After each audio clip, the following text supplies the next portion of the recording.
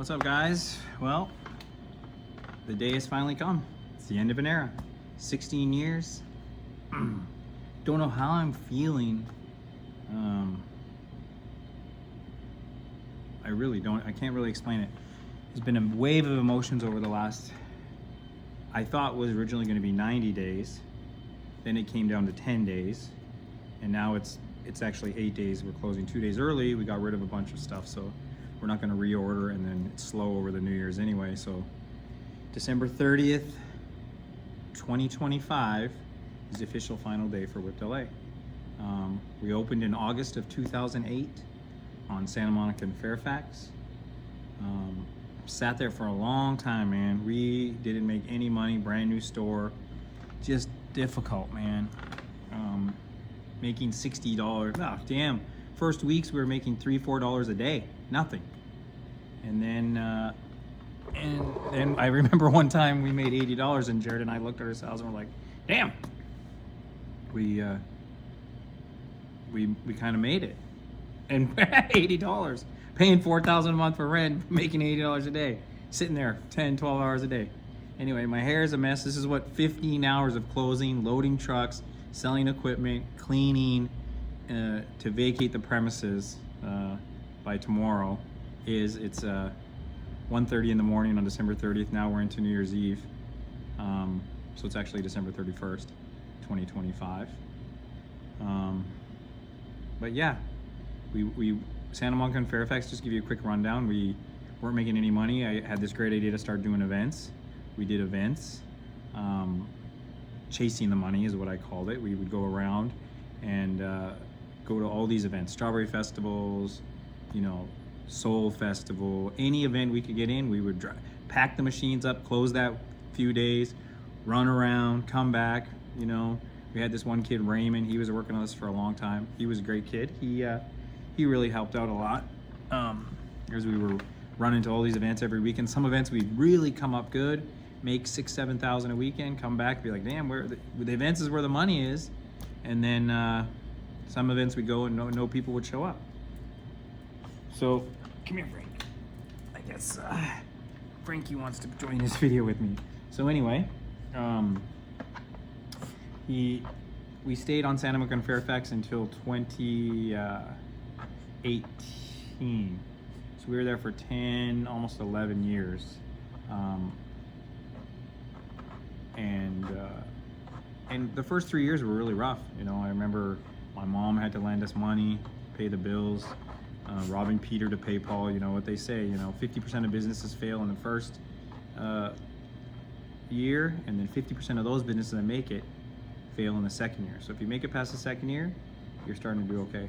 So what happened was, after the second year, it started to get a little better. Not really. About 2.5 years in, all of a sudden this company started Groupon. And they're a little predatory because it was like buy one. It's kind of like a loan sharking thing. They give you the money, and it's kind of a loan sharking thing. They give you the money, and then you give the product out later. So you're giving half off, but you're getting this huge lump sum of money. I think the first Groupon we ran, we actually sold about 5,000 Groupons, and all of a sudden we had an influx for. Groupon sent us like $30,000, and over the next 6 months, we were going to have to give out $60,000 back. But not everyone would redeem, so it was this whole kind of thing. It actually worked out pretty well for us. So that definitely helped us float. But that put us on the map, because we had Dole Whip, and that pretty much put us on the map, that Dole Whip from Disneyland. And from there, we moved. After that, we did events. We did a lot more events until about 2006, until 2016. And then the store got so busy. Postmates started. So we started to have those deliveries. That was a whole nother thing, which I'll go into later. So we didn't have to do events anymore. The store was making, all of a sudden, the store went from making $400 or $500 a day, was making minimum $2,000-3,000 every single day. Ice cream, all we were selling was ice cream and hot dogs. We were making like $2,000-3,000 every single day. We were doing better than events. We didn't have to chase the money around anymore. Then That was about 2016, 2017. And then we moved out of that location. The owner of the building was an old man, and he died, and the family took over, and the dad didn't really want it. His name was Artie. They really didn't want it. He really didn't want it, so he gave it to his two kids. His two kids came in. I don't know if they knew what they were doing or not. They were good to us for the beginning, and then they decided they were going to try and make this building into the Grove, mini Grove they called it, which was not going to happen. And they decided to raise our rent up, so we had to leave. So in December 31st, right around the same time, we packed up and we left in 2016. In the interim, I tried to find a pop-up location, and I happened to find a place on Hollywood and Wilcox with another guy. His name was Alex. He had a nice yogurt shop in there. It wasn't doing very well, so I figured it'd be a good, he needed help with the rent, so I figured we could come in there and help him out. By that time, Postmates was crazy. We were doing 80 to 100 orders every day. They were throwing money left and right. Orders were getting mixed up. They didn't care. They were just pay, money coming left and right. We were getting about $7,000 to $8,000 a week from Postmates, along with, the $10,000 to $12,000 a week from the ice creams, from the in-store sales. So we were just crazy. In that 3 months that we were in Hollywood Boulevard, that situation started to go south because, again, our business was thriving, his was not. Because my business was always built on good customer service and finding a niche, selling something that people don't find. So then in 2014, we brought Bluebell to California. Literally, we would drive to Texas and get it. Every week, Jared would put so many miles on that car, man. And he'd spent so many times on that road going to Texas with Cody and whoever else we could find. And we also opened the Huntington Beach store in the same time as that as well. And then all of a sudden Bluebell got hit with the listeria, and they had a recall, and they didn't have any ice cream for 2 years. So we went from a low of 0 to chasing money doing events to a super high with Groupon to an even higher high, which I never thought we would achieve anything higher when Postmates came along. So we had Postmates and Groupon. Then we opened the Orange County store, and we were banking money. We were banking money. And that's 7-8 years in the making. Now, anyone who thinks running a small business is easy, you're crazy. It is non-stop babysitting between the staff bringing their problems, all the logistics nightmare. It's a small business. You can't. We were on the cusp of trying to figure out whether we could have 10 staff members, or we were still super small and only allowing 7 or 8, having 6 staff members. So Jared would literally drive to the Huntington Beach store every single day and run that store. And I would stay up here and run the store, and then he would close that store at 10, come up here get here by 11:30. We'd work the store till 12, and then we'd go home. I'd wake up at 8 in the morning, run and get supplies. He'd wake up at 9:30, 10, drop me off at the store in Hollywood, and then go down to Huntington Beach. And then all of a sudden Bluebell had the recall. So then we went to this major lull, and we had no ice cream. I didn't want to bring any other ice cream in because we'd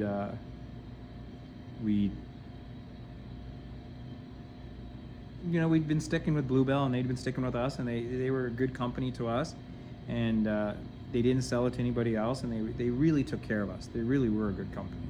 And so we stuck it out.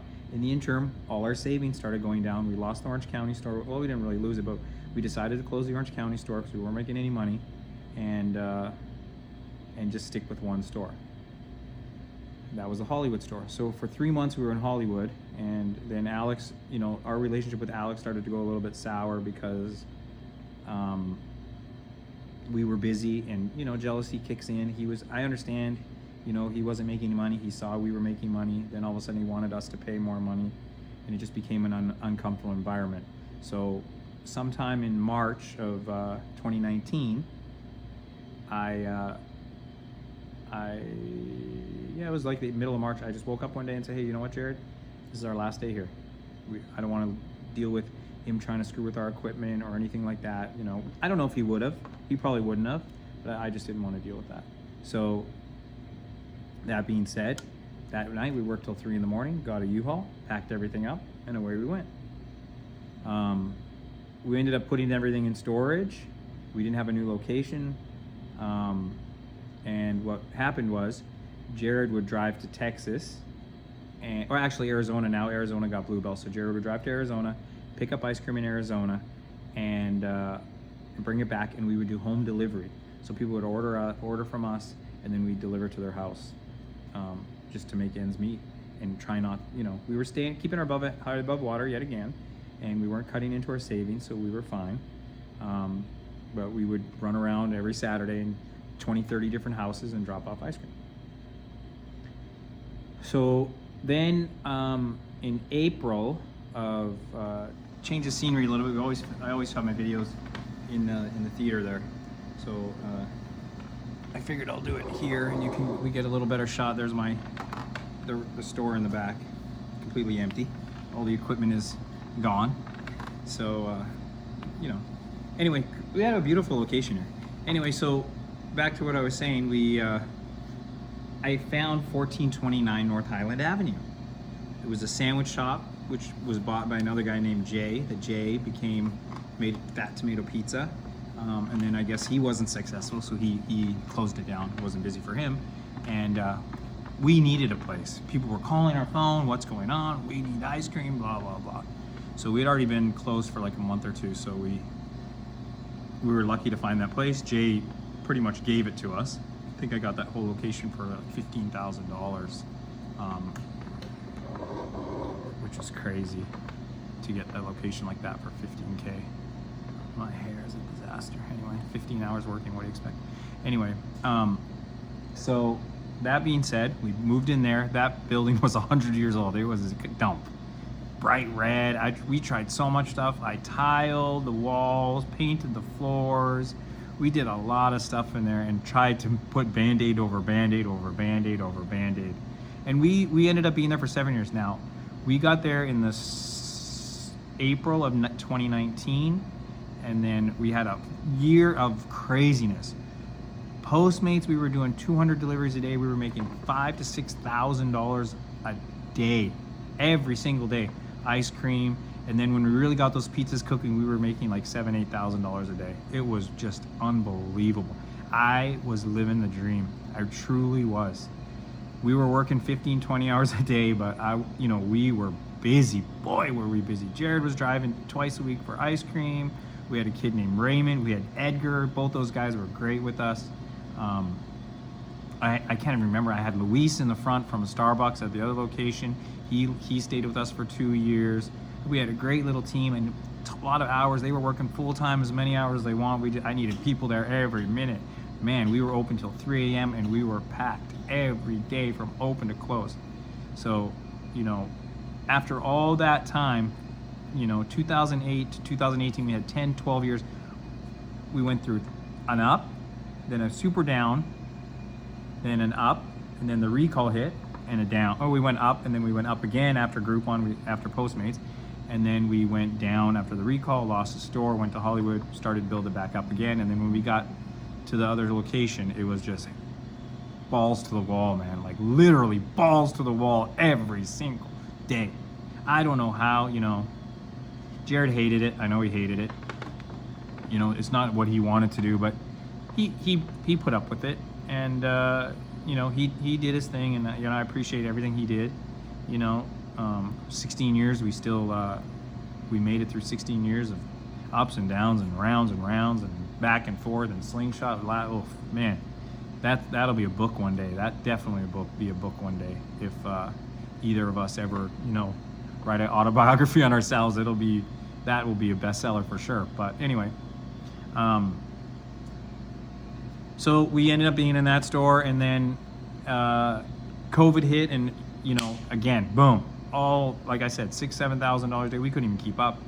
We were selling pizza after pizza, people just getting money, spend. And I knew that it was gonna end. I just kept thinking every month, oh man, it's gonna go down, we're gonna crash, it's gonna burn, what are we gonna do? And it just didn't. It never did. We got traction, and it never stopped. That is probably the time I should have opened more stores. but I didn't. I just wanted to stay small. I don't know if Bluebell would have kept giving us ice cream, as much ice cream as we were selling already. So, that being said, I don't know. I don't really know whether they would have been, they might have been happy, they might have been mad. They had a lot of issues sometimes with us having it. They didn't want to give it to us. They didn't. So, they were worried about what we were doing to their brand as well, even though I was, protecting it with everything. I would do anything to, for them. They really helped us. But then about 2024, it started to slow down a little bit. And it went down a little bit. It didn't go down too much, but it went. I could see the end was coming. People running out of their money, their COVID money, all that stuff. So it was running out.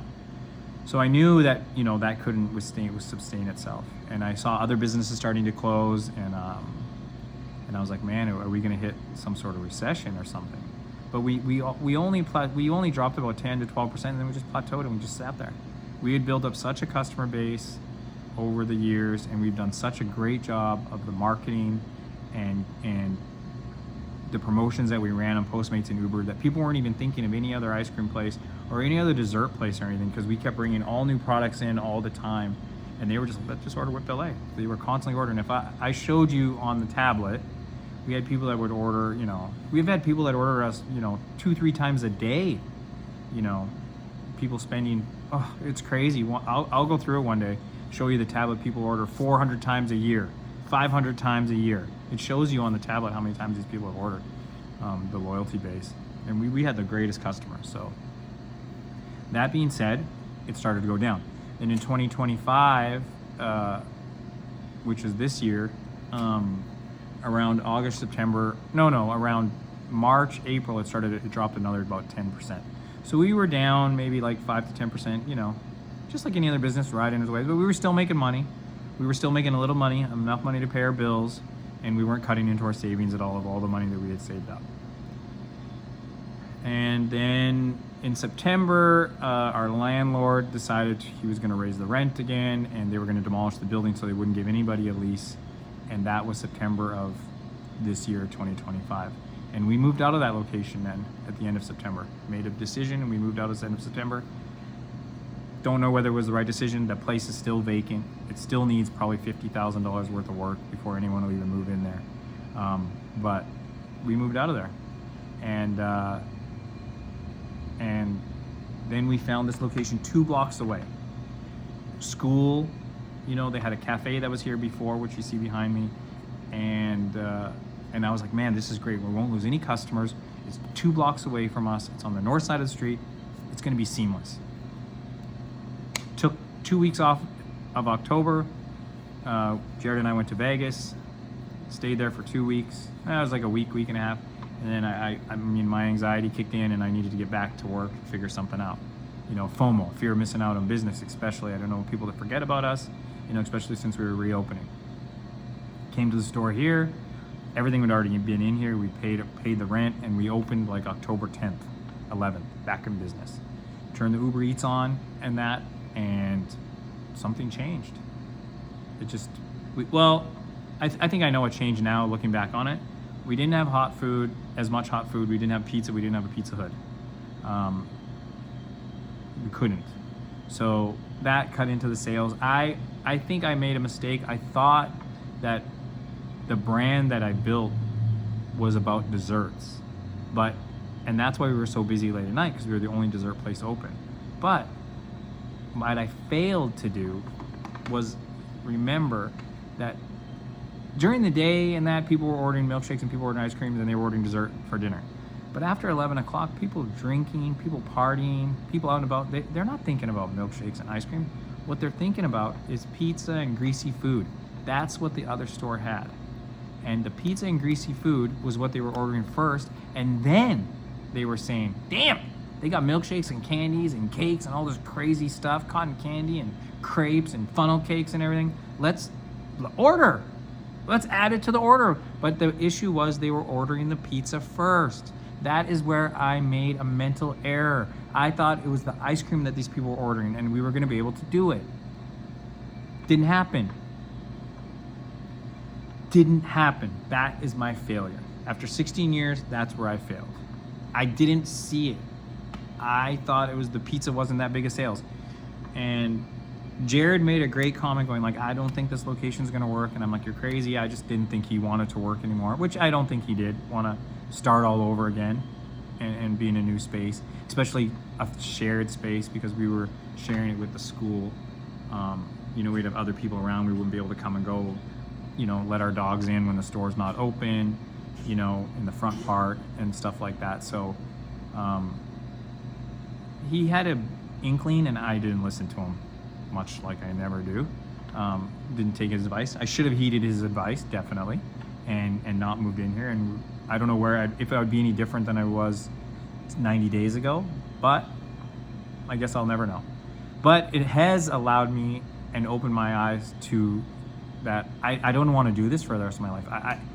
If we wouldn't have moved in here, I think I probably would have looked for another location and maybe got in like a 5-year or a longer term lease, and then maybe been stuck into something and realized that I didn't want it. So at least this was, a minor hiccup in the sense of like, we came in here, it was only supposed to be a 6-month lease. We came in October, we're supposed to be here till March, but it didn't work. It just didn't work. We lost all our customer bases coming in. We're on the north side of the street of Highland, which is another thing I didn't really think about. And all that traffic going up to the freeway, there's just no parking and nobody just wants to be on this side of the street. When we were at other location, we were on the south side of the street. So location does matter. Just a prime example is Fat Sal's. They literally were like 2 blocks from our store, our other store, and they moved 2 blocks south after their building burned down, and their sales have plummeted like 40%. And they're literally like 2 blocks away. So they used to be completely packed, like beyond packed, making 20, 30K a day probably. And now they're probably making like 3K. If they close a few locations, I wouldn't be surprised. I just don't know how they can sustain this either. So anyway, back to this location here. It's a great location. It's beautiful building, beautiful inside, but that just doesn't matter. If you don't have what you offered the customers in other locations, they'll go somewhere else. So what's happening is that people are ordering pizza, and they're not necessarily not ordering a milkshake from us. Some of them are, and they're ordering cakes and stuff from us too, but they're not always. So sometimes they only wanted the pizza, and then when they saw the shakes and all the goodies that we had, because they were stoned or whatever their issue was, they added a bunch of stuff to their menu, to their shopping cart. But they weren't even coming to our store or like opening our store on the platform, Uber or DoorDash, because they weren't looking for anything. They were looking for pizza, and we didn't offer pizza anymore. So, hot dogs and wings and all that we still did here. Well, we didn't do wings, but hot dogs and that, but that's like basic. That was like our old store. And I think I had blinders on. I didn't think that was going to be an issue, but it clearly was. So around December 8th, we had to close for a weekend for a theater show for the school, and couldn't do any deliveries or anything like that, and that really cut us back. I always said that I didn't want to cut into our savings, into our, into the little money that we had left, because we weren't going to try and do this for 16 years and then close and lose everything. So around December, when that happened on December 13th, and I knew that we weren't going to have enough money to get through December, I made the decision that it was time to close. And that's what I've been working on since the 16th. And I was going to try and push through till March, but January and February I think are going to be really bad, just because of what the Trump administration's doing to small businesses. Literally, they're destroying small business, and that's their goal. Anyone that has any doubt about that, I'll be happy to have a live with you and debate it with you, but they literally want only corporations on every corner so they can control everything. They don't want small business at all. They don't. They're scared of small business. They're scared of us because we have too much power. And if they can eliminate small business and put Starbucks and McDonald's and Raising Cane's on every corner, then they'll be much, much more in control. And that's what's happening. You can drive through anywhere in the entire United States, and every city, businesses are closing. There's vacancies everywhere, and if you look a little deeper, you'll see equipment. They just walked away. They literally just left the equipment and walked away. Literally, landlord, deal with it because we don't want to, you know. And even me selling my equipment here, you know, just the lowball offers. I mean, I always got lowball offers. I understand people want deals, but I mean, people just don't. Anyone that has money really wants extra value for their money. So anyway, that's what I've been doing over the last 12 days now, and now today is the final day, and the end of the era has come. And because we're closing here, and I knew this was coming, now for the last, I've always had an inkling of trying to get into social media and you know, doing some fun stuff, and I want to travel now, man. After 16 years, I haven't even been in a plane for freaking 10 years. 10 years I have not been in an airplane. I have been stuck in this hell of small business ship. So you should be nice to your small business owners, man, and support your small business, because if they're still around, first of all, they ain't making any money. Any small business that's open right now and tells you they're making money, they are lying. No small business is making money. They are barely keeping their head above water. And any of these big, expensive restaurants, they are probably really struggling and really just, you know, just a rainy day or a rainy week away from being underwater, if they're not completely underwater already. So support your small businesses for sure. Definitely. You know, forget 7-Eleven, go to your small business and pay that extra 25 cents for the chocolate bar or the bag of chips, because we need to keep those small businesses, those guys that keep going, you know. And the small businesses will come back. They will come back. It's going to take a while because people don't want to work 15, and now people don't want to work 15, 16 hours a day. I don't want to work 15 hours a day for some days nothing, some days $500, $600, $700, you know. But you know, it's not worth it to me anymore, you know. And so that's what this has done. This has opened my eyes to being like, you know what? Now is your opportunity to go travel, to catch up on your life, to catch up with my family, my sister's kids, my sister, my mom, my dad. My mom is 80, you know. So I got to go back to Canada, get my passport renewed, do all that stuff, you know, coming up here in the next, you know, little while. So, you know, and I want to document all that. I want to document this that just because something's ending doesn't mean it's the end. You know, I always said that to people that said, oh, I'm going to destroy your business. I'm going to write bad Yelp reviews. I'm going to do this. I'm going to do that. I'm like, you know what? If people stop coming to my business, then I'll find something else to do. I'm not going to crawl up in a ball and die. You know, I'm going to try and do something else. You know, it happened in production when the music video money dried up. You know, when I did all those music videos and that money went away, I did something else after that. Then I got into this 16 years, and we made decent money, and we have some money saved up. But, you know, it's time to close the chapter. It's no different than graduating school, you know, going to college and graduating school, or moving, or changing careers, or anything like that. It's not the end. It's sad. It's not even sad. It's just, you know what people will say? They'll be like, oh man, you couldn't make it. Dude, I made it 16 years. You know, Jared and I made it 16 years.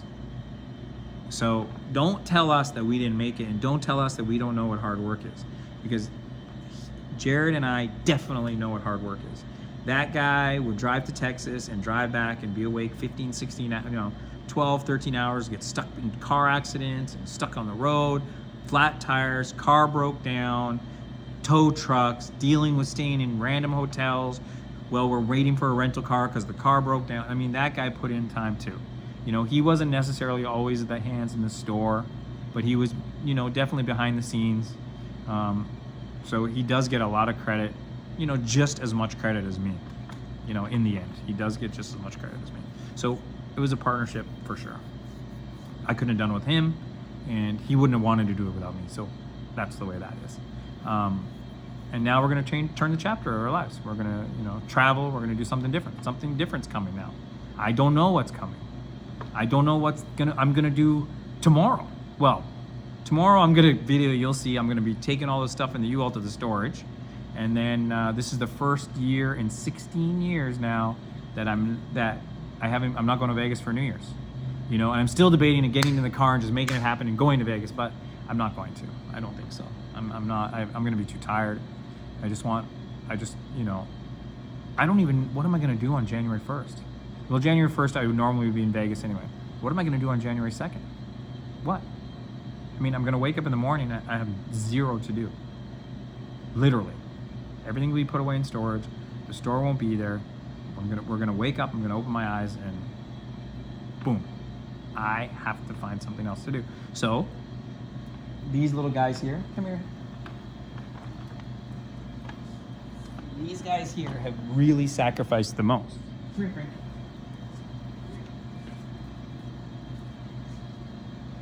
These two, we used to have three. We used to have 3 dogs. But these two here, London is 20. She's 20 years old, and she has sacrificed a lot. These guys have stayed in hotel rooms where we're at private events, and they have been in the store in the back office for 10, 12 hours a day, all day.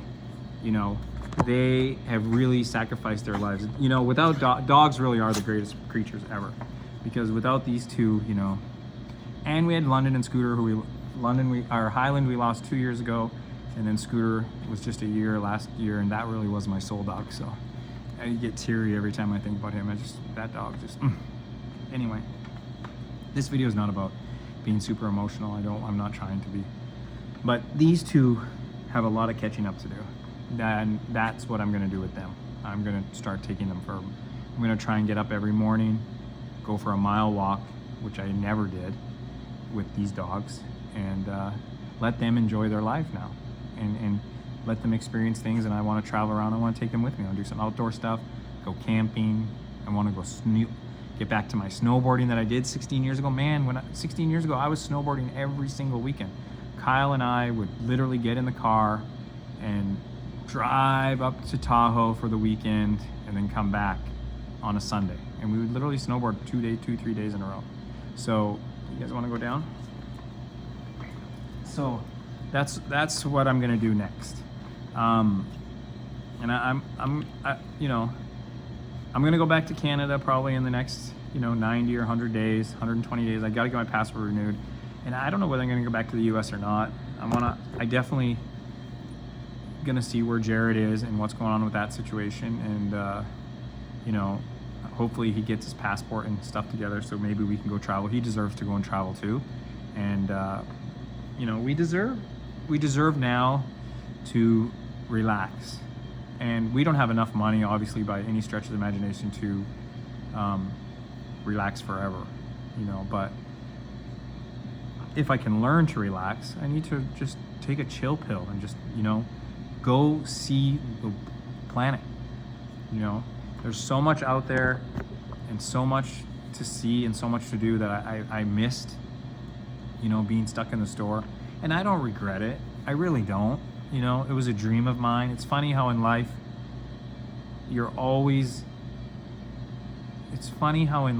that now the one thing I dreamed of always wanting, which was my own business, successful business, which is what I had, is the one thing I just can't wait to get the hell away from. How crazy is life like that? But, like God works in mysterious ways, and I leave a lot to him and my future. And, he's opened my eyes to this and said, you know what? This chapter's done. Don't fight it. Don't try and revive it. Just let it go. Let it go, and I will take care of you. And I know he will. I know he's, one thing my parents have given me is, I definitely have a very, very strong work ethic. I have no problem on 2 hours sleep, getting up, moving trailers, trucks that I did for production, for movies, to make things come under budget, always dependable, never left anyone hanging like that. So, even though this chapter's closing, and some say it'll be sad, and it is sad in a certain sense, but it's also uplifting to know that I was able to accomplish this, and now I can move on to accomplish something else. Not bigger and better things, but something different, and hopefully that's maybe social media, maybe it won't be, maybe it will be.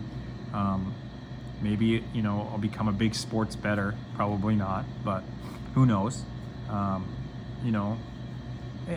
There's just so much opportunity out there now, and and now that I'm in no hurry to do anything, and if I can learn to relax, that's another thing I'm going to be working on in the next like 3 months, is just like learning to chill and not be like always having to be on the go. Like I literally, my sister and them would go to the pool at the Flamingo when they come to visit, and they would be chilling in the pool and I'd be laying there, and then 5 minutes later I'm like, this is like the stupidest thing ever. Who would just lay at the pool and burn their body and drink beer? I got to go somewhere, and I would go gamble or walk around or do something. Can't just sit still. I think that's why I love Vegas so much, because there's always something going on. You know, it's not necessarily the gambling, but there's always something to do. You can wake up at 3 a.m, go find something. You know, so my brain is, you know, doesn't rest very easily. So that's something that I definitely want to work on. Anyway, that being said, this is, like I said, this is the end of an era. I'm gonna do a quick little walk around and a final goodbye, and it'll be, and let's do it.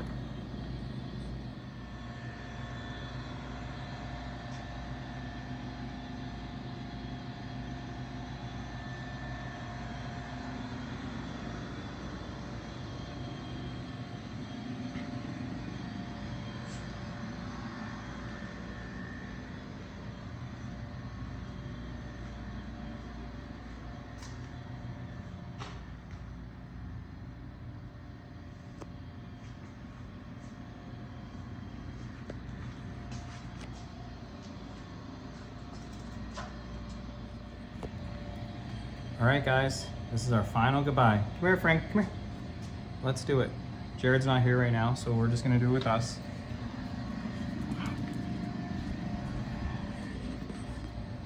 London. All right, guys, 16 years. Moving on, guys. 16 years. Whipped LA out.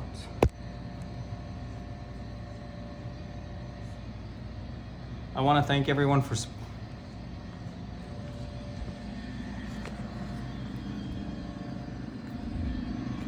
all right, this is going to be a little bit hard now because this is actually the end. So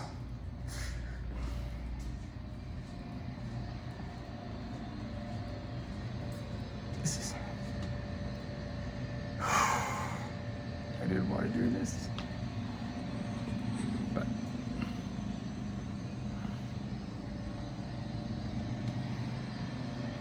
I didn't want to do this. So we'll try this one more time.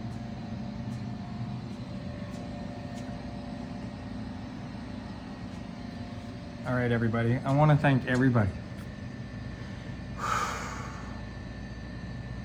I want to thank everybody who supported us for 16 years and got us this far. You have no idea how much we appreciate everything you've done for us, and how much your support, people that have been coming for 15, 16 years every single week. You don't know what it means to me, to a small business, that you chose us to support. Just, I really hope we did you guys proud. And Whipped LA out.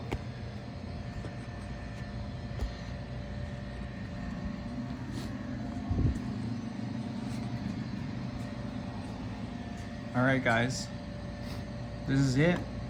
This is the end of it. This is the end of the video. This is the end of Whipped LA. It's not the end of us, me, Jared, whatever. It's not the end, but this is the end of an era here. And I want to thank you guys. I'm going to really try not to get emotional, but it's starting to hit me now. So, anyway. I want to thank everybody who's ridden with us for the 16 years and put up with me and Jared and, you know, all the ins and outs of a small business that you have to deal with as a customer. And you don't know what your support has meant to us.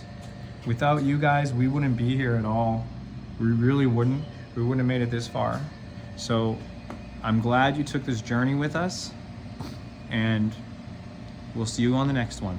Whipped LA out.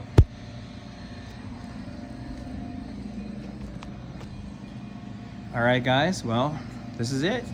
this is the end of it. So I just wanted to do a huge shout out to all our customers, and there's been thousands of you guys, all you Texans and everybody who supported us for this entire journey. You don't know what your love and support has meant to us. From the times we were losing, when the Orange County recall happened, to, you know, customers would just come in and give us $100. Don't close, we need our Blue Belt, please, please, please. So your support, you know, has meant the world to me. And sometimes I know I'm short with people and I'm not, my patience is like this big, but you know, deep down, I love all of you guys, and we couldn't have got here without you. I know this is the end, and I hope someone brings Blue Belt to service you guys, because we have the greatest customers, and whoever gets these customers, they're gonna be very, very lucky. All right, you guys, we'll see you on the next one. Whipped LA out.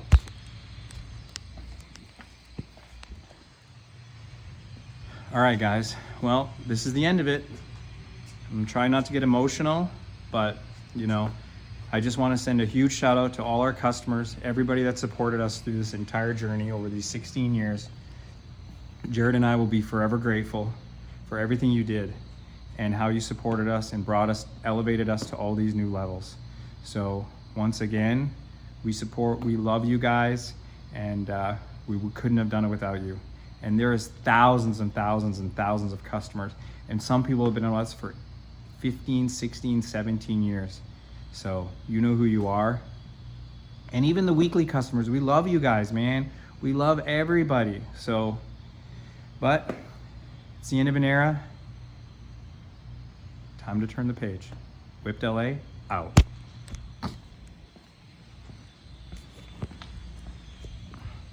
All right, guys. Well, this is it. The end of an era. 16 years. Today, this is it.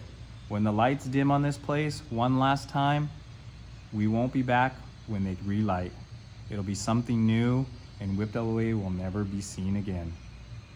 I want to thank all our customers from the bottom of my heart. I couldn't have done it without you. Jared and I will be forever grateful, and so will our doggies and everybody. So we appreciate everybody from the bottom of our heart, and we couldn't have done it without you guys. And we'll see you again on the next one. Whipped LA